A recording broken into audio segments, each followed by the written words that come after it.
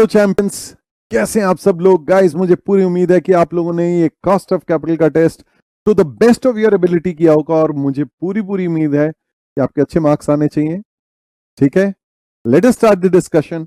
Here we go. तो guys देखिए वो क्या कह रहा है। फर्स्ट क्वेश्चन ए पार्ट वो क्या कह रहा है गाइस, वो कहता है cost of issued capital in each of the following cases आपको कैलकुलेट करनी है। Calculate the cost of issued capital. देखिए, अ कंपनी इश्यूज 10% डिबेंचर्स, तो 10% डिबेंचर्स 10 लाख रुपए के, तो 10 लाख रुपए के डिबेंचर्स पे इंटरेस्ट कितना हो जाएगा? 1 लाख रुपए। 1 लाख रुपए का इंटरेस्ट हो जाएगा। इनको पार पे इशू करेंगे, मींस 10 लाख को 10 लाख पे इशू करेंगे।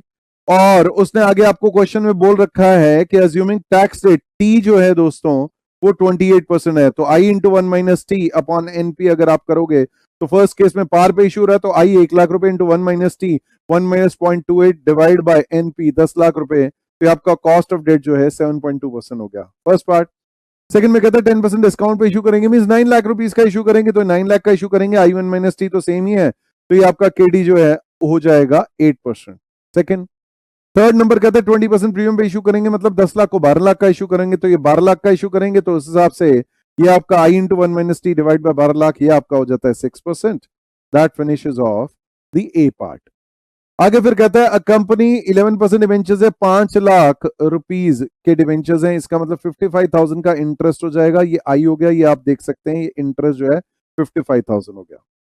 फिर आगे कह रहा है बैलेंस शीट में स्टैंड कर रहा है 31/3/2002 को, और मेच्योरिटी ये n number of years to maturity जो है एज द केस में भी, तो ये रिडीमेबल डेट का है। पिछला वाला केस जो है परपेचुअल या रिडीमेबल डेट का था, उसमें कहीं कोई रिडम्पशन की बात नहीं कर रहा था, या number of years to maturity 5 साल बोल रहा है। फिर आगे कह रहा है the same debentures can be issued now, आज अगर इशू करेंगे तो डिस्काउंट पे इशू करेंगे, इसका मतलब आज इसकी नेट प्रोसीड्स या मार्केट प्राइस या नेट प्रोसीड्स जो है दोस्तों इसकी 4 लाख रुपए होगी। ठीक है जी, तो एनपी विल बी 4 लाख, और अगर कुछ नहीं बताता है तो redeemable value will be 5 lakh रुपए, और टैक्स रेट जो है टी जो है वो 28%, तो K T equal to I into 1 minus T plus RB minus NP upon N whole divide by NP plus RB divide by 2, ये आपने जो है करना है। तो आई आपका ये 55,000 है, 1 माइनस टी 1 माइनस 0.28 हो गया, plus RB redeemable value par value 5 lakh रुपए ले लेंगे, माइनस एनपी आज इशू करेंगे तो 4 लाख मिलेगा, divide by number of years to maturity 5 years, whole divide by RV NP divide by 2, तो 5 लाख 4 लाख डिवाइड बाय 2, तो ये एवरेज करके आपकी एवरेज कॉस्ट जो आ गई वो आ गई 13.24। आगे फिर बारी आती है नेक्स्ट पार्ट में, कहता है company issued 80,000 debentures 12% rate of interest के 100 रुपए के, तो 12 रुपए का इंटरेस्ट होगा अगर एक डिबेंचर पे निकालोगे, तो आई विल बी 12 रुपए। वो कह रहा है 100 रुपए के डिबेंचर्स है, redeemable number of years to maturity 10 years है। वो कह रहा है flotation cost is 10% of issue price. Now this is very important, issue price का 10% है, और वो कह रहा है इशू एट पार है, मतलब 100 रुपए का इशू कर रहे हैं, तो 100 रुपए का issue price minus 10 rupees, net proceeds will be 90। Second case में आई विल बी, और रिडेम्पशन जो है इनकी 100 रुपीज की होगी, तो RV will be 100 rupees only, no problems. Second case में, तो ये फर्स्ट केस में हमारा नेट प्रोसीड्स हो गया, सेकंड केस में हमारा नेट प्रोसीड जो है विल बी इक्वल टू, अगर हम 90 का इशू करेंगे इसका 10% दैट इज 9, तो 81 नेट प्रोसीड्स होगा। थर्ड केस में 10% प्रीमियम मींस 110 पे इशू करेंगे, 11 रुपए माइनस करेंगे, तो हमारा 99 जो है वो नेट प्रोसीड्स होगा। तो उस केस में देखिए दोस्तों, I into 1 minus T plus RB minus NP divide by n whole divide by NP plus RB divide by 2, तो ये आई 12 है इंटू 1 माइनस 0.4, टैक्स रेट जो है आपको क्वेश्चन में 40% ये दिया हुआ है, दिस इज टैक्स रेट। आगे बढ़ते हैं।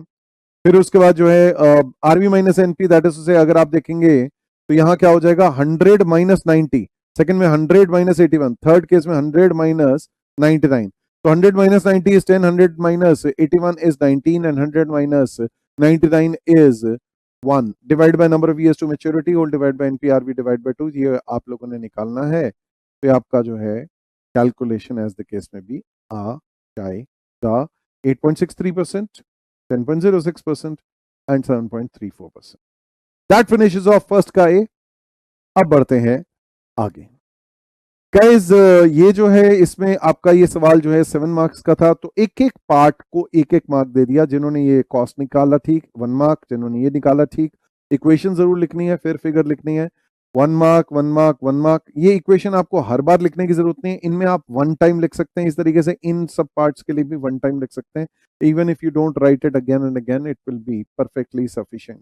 तो आप देख सकते हैं आपका अगर कॉस्ट जो है कैलकुलेट आपने सही सही निकाला है, तो आपका जो है I can say that your 1 1 1 1 1 करके 7 मार्क्स जो है 7 आउट ऑफ 7 आपके आ सकते हैं। अब बढ़ते हैं आगे।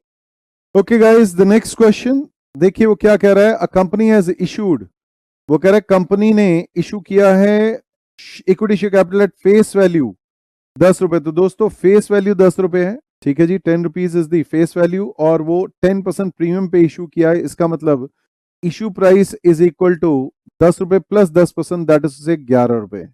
और 5% ऑफ इशू प्राइस जो है वो फ्लोटेशन कॉस्ट है या कॉस्ट ऑफ इशू है। तो फ्लोटेशन कॉस्ट दोस्तों इसमें 5% मींस 0.55 अगर काट देंगे तो हमारा net proceeds NP issue price minus F जो है वो 10.45 आ जाएगा। This is what, this is NP net proceeds.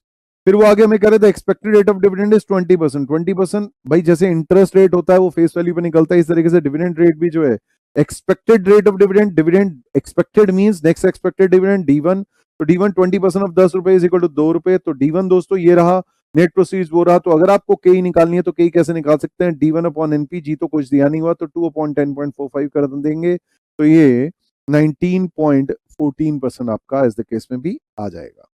Next फिर बारी आती है guys cost of equity capital के बाद कॉस्ट ऑफ रिटेन अर्निंग निकालने को बोल रहा है। If the market value of the share is ₹15 that is से एमपीएस। तो आप देखिए रिटेन अर्निंग की कॉस्ट हम लोग मार्केट प्राइस के रिलेशन में निकालते हैं, बिकॉज रिटेन अर्निंग ना तो इशू होती है ना उस पर फ्लोटेशन कॉस्ट होती है। तो इसीलिए हम लोग D1 अपॉन एनपी की जगह D1 अपॉन P0 या D1 अपॉन एमपीएस कर देंगे। तो ये हमारा जो है दोस्तों 2 अपॉन 15 हो जाएगा। तो ये हमारा हो गया 13.33%। तो दोस्तों that finishes of this question. अब बढ़ते हैं आगे गाइस, जिसमें 1 मार्क मैंने आपको केआरई का दे दिया, 1 मार्क मैंने आपको के निकालने का दे दिया, और 1 मार्क मैंने आपको इस चीज का दे दिया कि आपने इश्यू प्राइस निकाला, फ्लोटेशन कॉस्ट माइनस किया और D1 निकाला।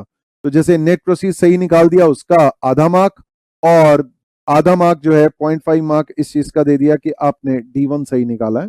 एंड टोटल 3 मार्क्स का क्वेश्चन समाप्त हुआ। नमस्कार। हेलो दोस्तों उम्मीद कर रहा हूं कि आपने ये टेस्ट का क्वेश्चन अच्छे से किया हो। सारे चैप्टर्स के टेस्ट, ऑल टेस्ट, कॉस्ट के, एफएम के सारे टेस्ट जो हैं हमारी आईजीपी सीएस सीएससीएमए की ऐप पे हैं। आप रिमेनिंग टेस्ट को अगर अटेम्प्ट करना चाहें तो आप वहां जा सकते हैं। आप क्या कर सकते हैं दोस्तों, आप प्ले स्टोर पे चले जाएंगे और प्ले स्टोर पे जाके आप डाउनलोड करेंगे आईजीपी की हमारी सीएस सीएससीएमए वाली ऐप। उसको डाउनलोड या इंस्टॉल करने के बाद आपने उस ऐप को खोलना है। खोलने के बाद उसमें रजिस्टर पे लिंक करना है। आपको एक अपना मोबाइल नंबर और एज द केस में भी नेम, ईमेल आईडी वगैरह डालना पड़ेगा। फिर एक ओटीपी आएगा, वो ओटीपी फिल कर देंगे आप उसके अंदर, और उस ओटीपी को एंटर करने के बाद आपको ऐप पे हमारी जो है डैशबोर्ड दिखेगा, जिसमें कि आप हेल्प डेस्क पे क्लिक करेंगे, और हेल्प डेस्क पे क्लिक करके आप अपनी माई एक्सेस डिटेल्स पे क्लिक करेंगे और फिर एक कोड डालेंगे टेस्ट 100, और फिर उस टेस्ट 100 को अप्लाई करने के बाद आपको आपके CA, intermediate, CMA as well as FM के टेस्ट मिल जाएंगे, पूरे के पूरे वीडियो डिस्कशंस।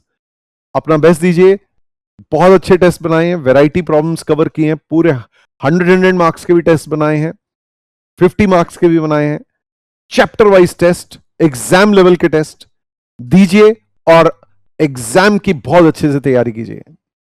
मेरी तरफ से best wishes, take care, God bless you all.